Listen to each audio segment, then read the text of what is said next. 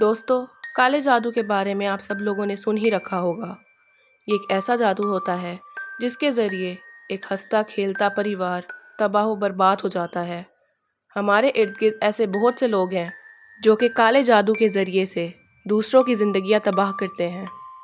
کالا جادو عموماً جنات کے ذریعے کیا جاتا ہے۔ ایسے جنات جو کہ انسانوں کا بھلا نہیں چاہتے اور انسانوں کے دشمن ہوتے ہیں۔ دوستو، میں ہوں آپ کی host and welcome to my channel horror talkies. دوستو، میں آپ لوگوں کے لیے آج کالے جادو سے جڑی کچھ سچی ڈراؤنی کہانیاں لے کر آئی ہوں۔ ویڈیو بہت انٹرسٹنگ ہونے والی ہے، تو ویڈیو کو اینڈ تک لازمی سنیے گا۔ اگر آپ چینل پر نئے ہیں تو چینل کو سبسکرائب کر دیجیے گا۔ تو لائٹس آف کیجیے، سنیکس پکڑیں اور تیار ہو جائیں ڈر کی وادیوں میں جانے کے لیے۔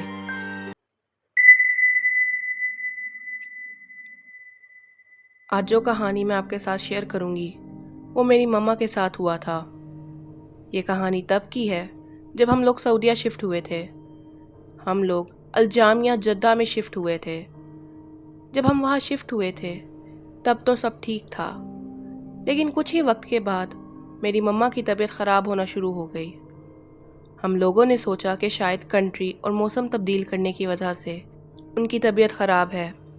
اسی طرح کافی دن گزر گئے، مگر جیسے جیسے دن گزر رہے تھے میری مما کی طبیعت بھی اتنی ہی خراب ہوتی جا رہی تھی۔ ہمارے گھر کے پاس ایک فارمیسی تھی اور اس کا مالک بھی پاکستانی تھا۔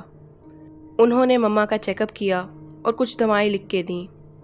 اس کے بعد مما کی طبیعت تھوڑی ٹھیک ہوئی، مگر اس کے کچھ ہی دنوں بعد مما نے نوٹس کیا کہ ان کی گردن کے پاس کچھ نشان بننا شروع ہو گئے ہیں۔ اب میری مما کی طبیعت بھی بہت خراب رہتی تھی۔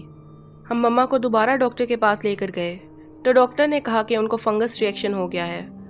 انہوں نے ان کو کچھ کریمز دیں اور کچھ احتیاط بتائی۔ مما پھر سے کچھ دن ٹھیک رہیں، مگر یہ نشان اب ان کے جسم پر پھیل رہے تھے اور اب تو ان کی طبیعت بھی بہت زیادہ خراب تھی۔ اس کے بعد جدہ میں ان کا ٹریٹمنٹ کروایا، مگر ان کو اس ٹریٹمنٹ سے کوئی فائدہ نہیں ہو رہا تھا۔ اب اسی طرح دن گزرنا شروع ہو گئے۔ مما نے نوٹس کیا کہ وہ جو بھی کام شروع کرتی تھیں وہ ادھورا ہی رہ جاتا تھا۔ یعنی اگر مما مچھلی پکانے لگی ہیں تو مما کے بقول وہ مچھلی بنا چکی ہوتی تھی، لیکن جب مما دیکھتی تھی تو مچھلی تو کچی سنک میں پڑی ہوتی تھی۔ اسی طرح اگر مما کپڑے دھو کے فارغ ہوتی تھی تو وہ دیکھتی تھی کہ گندے کپڑے تو ویسے ہی پڑے ہیں اور انہوں نے تو کوئی کپڑے دھوئے ہی نہیں۔ اس کے علاوہ ان کے ساتھ ایسے بہت سے واقعات پیش آنا شروع ہو گئے تھے۔ مما یہ بھی بتاتی تھی کہ ان کے بہت ہی ڈراونے خواب آتے تھے۔ ان کو خواب میں کالے کپڑوں میں ملبوس ایک عورت نظر آتی تھی۔ اسی طرح ان کو خون وغیرہ بھی نظر آتا تھا۔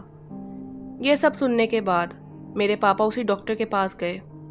ڈاکٹر نے میرے پاپا سے کہا کہ ان کو کوئی اور ہی معاملہ لگتا ہے، یعنی اگر یہ کوئی میڈیکل کنڈیشن ہوتی تو ابھی تک میری مما کو آرام آ جاتا، کیونکہ ان کا بہت علاج کروایا تھا۔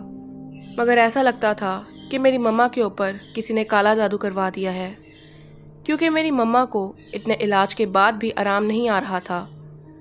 میرے بابا نے اس کے بعد میری دادی کو کال کی، جو کہ بنگلہ دیش میں رہتی تھی۔ میرے بابا نے دادی کو سب کچھ بتایا کہ ہمارے گھر میں میری مما کے ساتھ کیا کیا ہو رہا ہے۔ دادی کے گھر کے پاس ہی ایک عورت رہتی تھی جو کہ جادو وغیرہ کو ختم کیا کرتی تھی۔ میری دادی ان کے پاس گئیں اور ان کو ساری صورتحال کے بارے میں بتایا۔ اس عورت نے کچھ پڑھائی کی اور میری دادی کو بتایا کہ ہماری فیملی میں سے ہی کسی نے، جو کہ ہم لوگوں کو تباہ کرنا چاہتے ہیں، میری مما کے اوپر کالا جادو کروا دیا ہے۔ وہ انسان یہ نہیں چاہتا کہ ہم لوگ ترقی کریں یا اپنے گھر میں خوش رہیں، اسی لیے اس نے آپ کی بہو پر جادو کیا ہے تاکہ وہ بیمار رہیں اور اس کے بعد کچھ ہی دنوں میں مر جائیں۔ میری امی یعنی میری مما بنگلہ دیش سے 2 ساڑیاں لے کر آئی تھیں۔ تو ایسا ہوا تھا کہ اس عورت نے، جس نے میری مما پر جادو کروایا تھا، ایک جن کی مدد سے انہی ساڑیوں میں سے ایک کے آنچل کا ٹکڑا کٹوا لیا تھا اور اسی پر پھر جادو کروایا تھا۔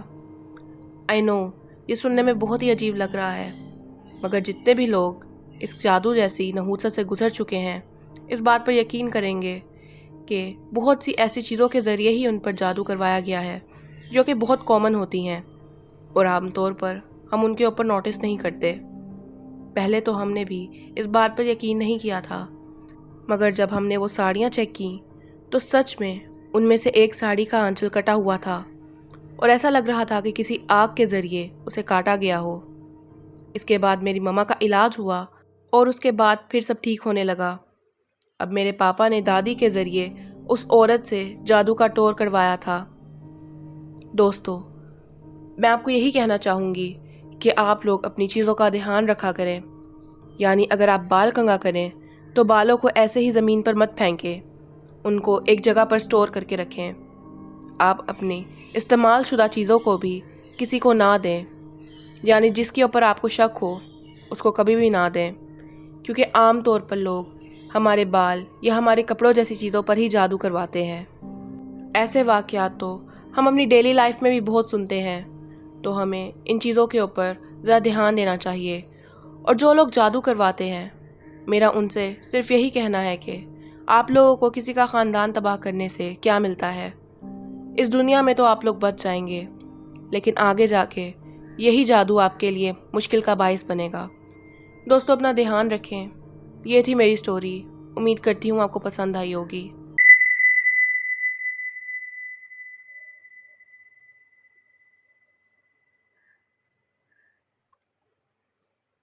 میرا نام غازیان ہے اور یہ واقعہ میری نانی امی کے ساتھ پیش آیا تھا۔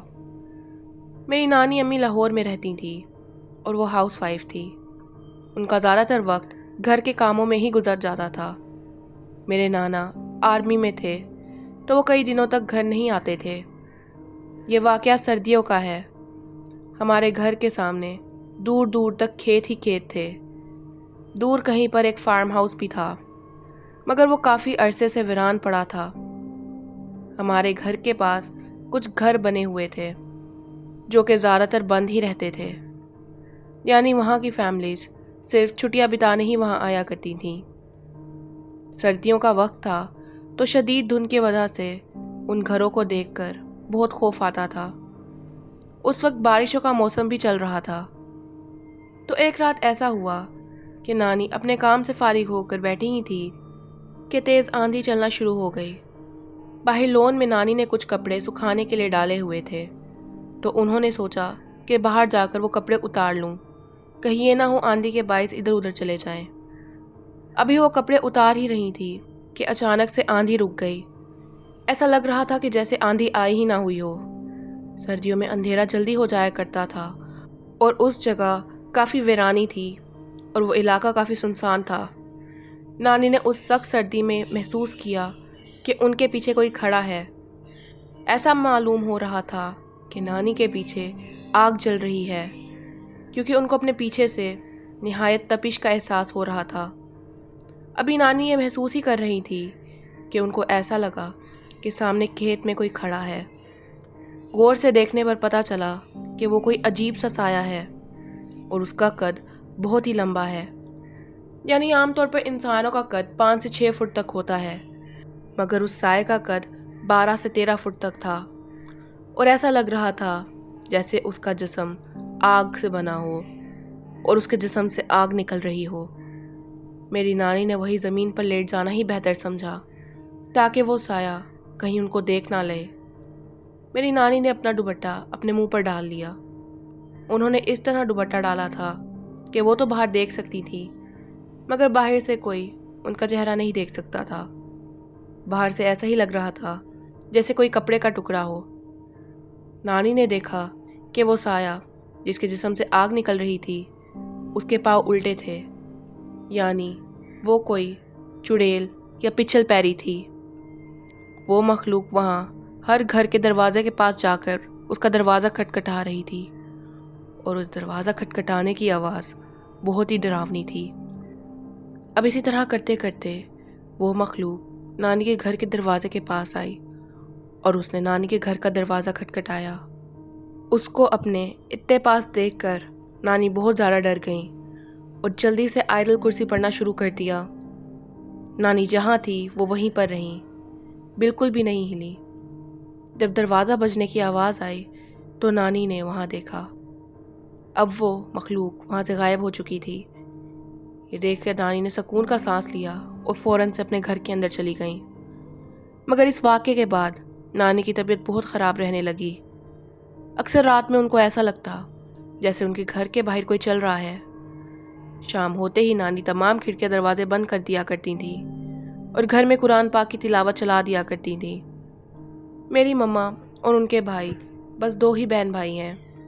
نانی شام ہونے کے بعد ان کو باہر نہیں بھیجتی تھیں اور ان کو اپنی نظروں کے سامنے ہی رکھتی تھی۔ رات کا کھانے کھانے کے بعد وہ لوگ ایک کمرے میں ہی بیٹھ جایا کرتے تھے۔ نانی ان کو اپنے پاس ہی سلایا کرتی تھی۔ وہ چڑیل کبھی کھڑکیوں پر دستک دیتی تھی تو کبھی گھر کی چھت پر چلتی تھی۔